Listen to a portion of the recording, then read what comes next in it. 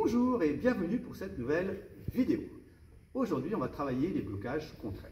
Blocages contraires qu'on retrouve bien entendu dans les katas, comme dans Yanidan, Basaida et bien d'autres katas.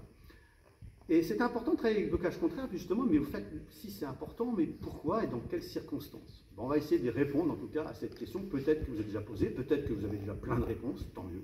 En tout cas, on va essayer de montrer quelques exemples des blocages contraires.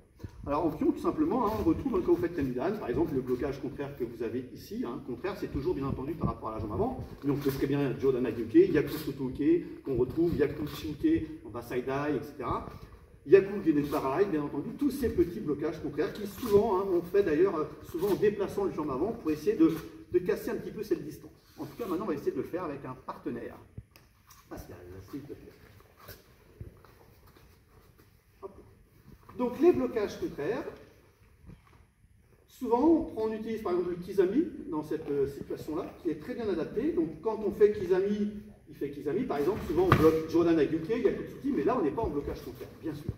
Donc quand on bloque avec le bras avant, on vous dit souvent, en tout cas, ou presque dans tous les cours de karaté, de bloquer avec le bras avant, puisque c'est ce qu'on appelle le premier barrage. Et c'est important ce premier barrage qui tout de suite permet d'avoir, en tout cas quand il attaque, d'avoir une liberté ici ensuite pour le Yakutsuki, le contraire, ou partir à droite, à gauche, etc.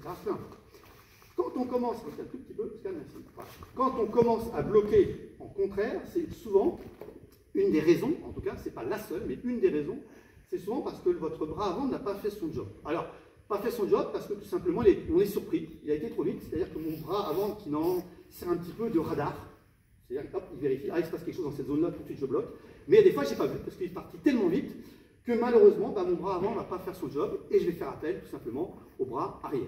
Donc il fait Kizami Jodan, voilà. Donc je bloque ici avec mon bras arrière. Et là on retrouve un petit peu, voilà, cette jambe ici, ou la jambe arrière ou la jambe avant, peu importe, il fait toujours Kizami, et hop, il revient légèrement, parce que j'ai été surpris, je ne peux plus faire appel à ce bras ici, donc qu'est-ce que je fais? Je ramène un tout petit peu, ouais, j'ai laissé mon bras là, je ramène un tout petit peu ma jambe avant, ma jambe arrière, ou les deux par moment aussi, tout simplement, pour essayer, en tout cas, de casser cette notion de distance, et surtout d'avoir encore le temps de bloquer ou d'accompagner le mouvement. Donc voilà une des raisons. La deuxième raison, c'est aussi, par exemple, tout simplement, quand il feinte. Il va faire croire qu'il fait Kizami, donc souvent mon bras il a tendance un petit peu à aller dans le sens du Kizami, et malheureusement le Yakutsuki il arrive. Donc par exemple ceci, c'est-à-dire 1, 2. Voilà. Encore.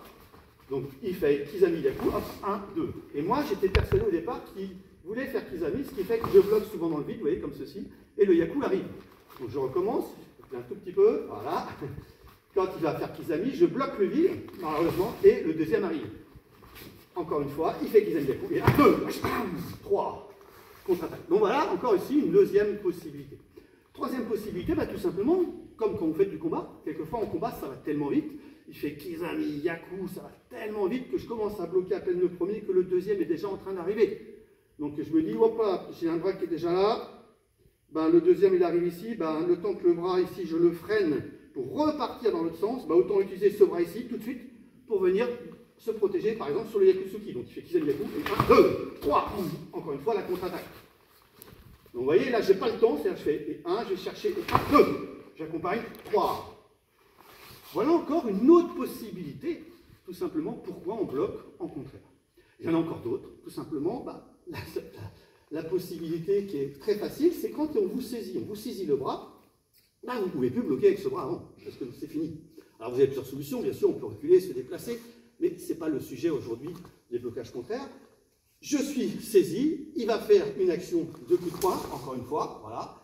Je fais appel, encore une fois, à ce bras arrière. Donc dans ce bras arrière ici, 1, 2, 3.